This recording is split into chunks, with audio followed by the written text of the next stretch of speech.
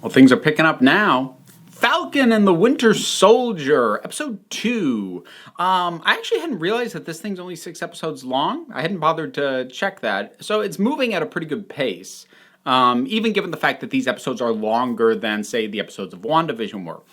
And I'm really impressed with how they chose to open this episode, because they ended the last episode with the introduction of somebody else being Captain America, and focusing on the reaction of Sam and Bucky, which obviously is going to spread to the audience and just be like, what?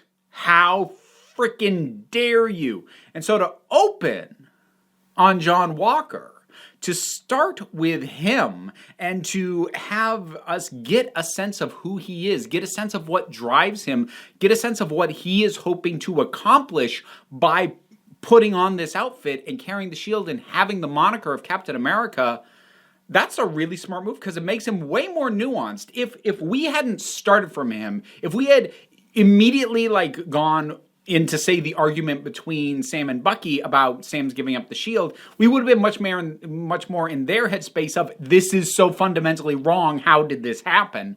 But by giving us John Walker first, it makes us realize these guys and their extreme distaste for this idea is very personally driven. That doesn't make them wrong, but their position that this is a horrible thing is not a moral given. It is their perspective based off their personal feelings about this. And giving us a very balanced, nuanced, interesting, seems like a stand-up guy, John Walker, does a really good job of doing that. I'm also really glad that Bucky and Sam are now working together in the same episode, because their dynamic, and for as gloomy as some of the characters and some of the stakes of this thing are, their dynamic is fundamentally a mismatched buddy cop dynamic. And I just enjoy that. I enjoy contentious banter, and they're quite good for that. I loved the whole, debate over whether or not Doctor Strange counted as a wizard. He said, no, it's a sorcerer. No, that's just a wizard without a hat. That back and forth, which is totally petty and driven only by their desire to sort of one-up each other. I loved that. And I love the two of them with the shrink. It seems to be implying that the psychiatrist is not going to be a regular thing, because they were sure to establish, it's not going to be regular appointments anymore. And so, they might be signing her off, at least for a bit, which I would think would be a shame, because I'm really liking her. And honestly, these two guys are so wrapped up in A, their own heads, and B, their own between each other baggage, that they kind of need somebody to smack them upside the head and go, hey, cut it out. And she was very good for that. I do find myself wondering, who does Sam work for right now?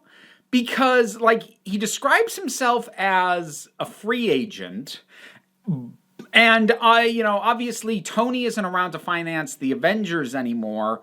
So I'm kind of wondering who's footing the bill and where they're getting the resources. I guess we're meant to take that basically maybe Tony set up effectively an Avengers trust fund for someone like Sam to be able to pull from for the purposes of Avengering. But it's not made very clear, and it gets a little bit weirder when we find out that the U.S. military tracked his location through Red Wing. I do like the way Red Wing's being used, by the way, which made things weirder because, okay, you're saying that was U.S. military tech, and they're tracking him, but he doesn't seem to be answering to anybody in the military. And I know this is the Marvel universe, but it's iffy to me that it kind of... Here's the thing. It's not that this wasn't an issue before, but it highlighted the fact that, unlike a lot of the tech that the heroes use, Sam's stuff, the Wings and Red Wing, are not made by a private citizen like Tony Stark. They're military. Why was he allowed to keep those if he's not actually under the command of the military anymore? And like I said, thinking back on it, that's actually not a new issue, strictly speaking, but it kind of highlighted it for me, and I'm like, wait a minute. So I would like to know, the idea of him as a free agent, that's fine, but he and Bucky were in what appeared to be a military plane dropping them off across the world. I'm like, who's footing the bill for that? I'm just a little thrown off, and I'm probably thinking about it way more than it's worth, because narratively speaking, it doesn't matter, but my brain did get hung up on it and kind of tripped over the idea a few times. Oh, I love that they brought in Isaiah Bradley. First of all, the whole concept of Isaiah Bradley as a character is amazing.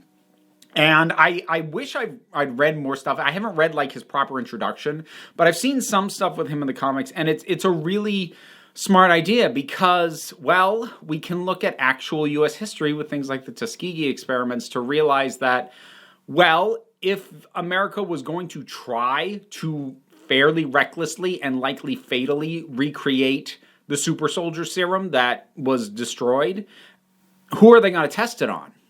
They're going to test it on black people.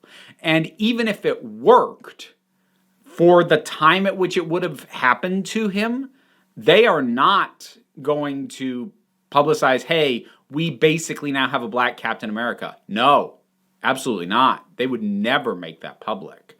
And so I love the concept of Isaiah. There's a lot of good baggage and I think very justifiable frustration and anger behind the character as we see him. He reminds me more than a little bit of Will from Watchmen. If you've seen that TV show, then you'll know what I'm talking about. I'm not going to get into it otherwise. But he reminds me a bit like that, where he is a walking embodiment of sins committed against, well, him specifically and people like him. It's a bold move to bring him in. I initially was a little bit, was that necessary when coming out of that, you had the cops pull up, with Sam and Bucky arguing in the street, and like they turn to Sam and are like going to Bucky, hey, is this guy bothering you? The part of me was like, was that necessary? But then I thought about where we were and what we just came out of, and if we just came out of the introduction of Isaiah, who would have been basically created in the first place as a result of completely racially biased actions and then hidden from the public eye for the same reason, yeah, immediately going into a situation where Sam is dealing with a modern version of being racially treated differently for no good reason. Yeah, no, that if you were gonna do it at all, that was the point in the show to do it. So I ended up being okay with that, even though my initial reaction was like, did we need that? But I'm like, no, this is the place to do it. And especially if they're going to have Isaiah Bradley around, they're going to need to dip into that. So having a scene like that and giving Sam a link into, again, it's a bit of a reminder, almost like in the previous episode, we had the thing with him trying to get a loan, but technically they were able to classify like the reason we can't is because you don't have credit because there was the blip and the snap and like things are weird. And so it's interpretable for, well, basically for a wide audience to say he wasn't rejected because of his race, even though that scenario and that scene, I suspect, would have felt very familiar to a lot of BIPOC individuals who would have gone, yeah, they'll say that's why, but that's not really why. Whereas here we see this interaction with the police, and there is zero doubt that the reason this is happening is because Sam is black, Bucky is white. So they get into an argument in the eyes of cops. The black man is the aggressor and the one who needs to be dealt with more harshly. So I think even though they kind of established basically how being black, even if he's an Avenger, still deeply impacts Sam's day-to-day life. In the previous episode, doing it a bit more firmly here makes it clear that nobody could miss it. Whereas I think people with blind spots, like a lot of folks have, like I do, hands up. I've got blind spots. I don't catch everything. But for people with blind spots who might have missed what was going on in that bank scene and have bought the guy's cover story, that now, like, it's clear, oh, no. This is definitely a theme in this thing going forward. So don't pretend like it's not. So that works. The Flag Smashers, well, it was interesting having the leader turn out to be a woman. Because, look, if you're jacking them up on super soldier serum or whatever the heck it is they've got running through their veins, I'm assuming, then there's no reason for it not to be a woman, because they're all just super jacked up on the science juice anyway. So there's no reason for it not to be. So I like that. And I wouldn't have anticipated or called that. But I do like it. It's like, oh, yeah, cool. The action scene was pretty good. I liked this one a bit better than most of the action scenes that were in the previous episode. I think the issue was the action scenes in the previous episode they were just spectacle. There was nothing else going on. Whereas here, there is more going on, and it grabs my attention a little bit better because we're seeing the dynamic of what Sam and Bucky are like in a fight, and seeing how that is similar to or different from how they are, just trying to have a conversation. And then bringing in John Walker and his backup to, again, sort of show the way these characters react to each other. So that is moving plot forward. So it's not just, here's the spectacle, tune your brain off for a bit. And it was a pretty decent action scene besides. So down with that, dug that. The build up to Zemo is a little bit weird. Like, I like Zemo. I like the way that Civil War did Zemo.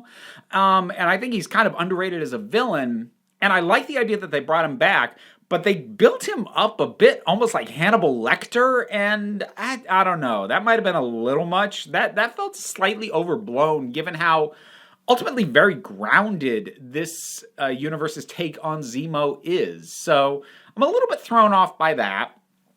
Other than that, I'm going to be keeping an eye on sort of the ideology versus the actions for the Flag Smashers. So far, it's pretty consistent, but I'm going to be keeping an eye on that because I'm kind of cautious about are they ultimately just going to make them look like a bunch of crazy people?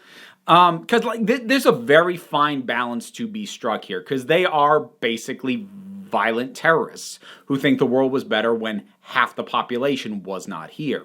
So while their desire for fewer people in a unified world may not be, say, racially driven the way a lot of movements like that are, they do still think there are way too many people on the planet, and there's really no peaceful way to get rid of half the population. So I'm going to be curious to see how well they walk the line and thread the needle of having us understand their motivations at least enough so that it's not painting the idea of anyone who thinks that these sorts of things are the only option is absolutely just nuts, and there's no way no rational person would ever come to this conclusion, without making them so sympathetic as to get people to sympathize with a group that by definition wants half the planet dead.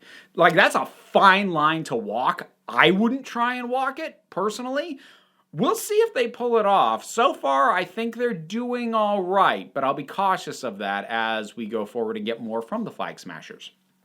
I think that's everything I had.